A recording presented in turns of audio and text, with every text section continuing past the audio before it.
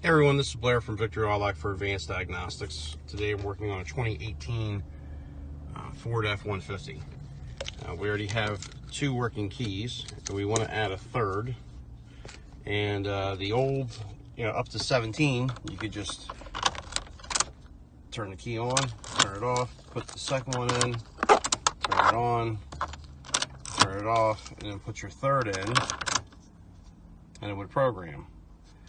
This is not the case. So on the 18s, let me start up real quick to kind of reset anything that might be going on.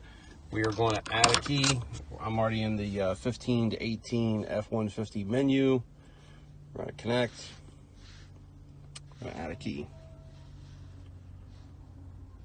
All right, this program will program a key without erasing the keys already, okay? And we just wait.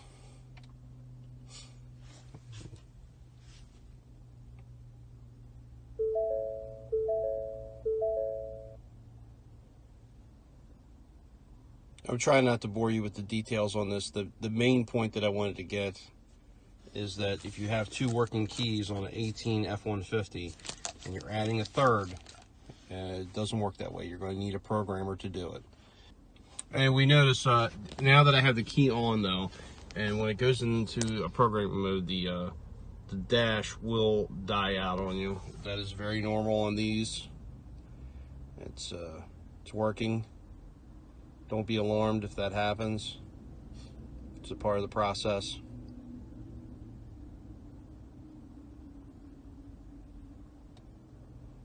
Okay, now our dash just came back on. That's a good sign. That means it's getting near the bypass. There it is. Switch it off. Switch it on.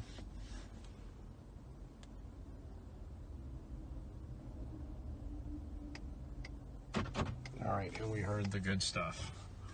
And then let's try our new key. And let's start it up.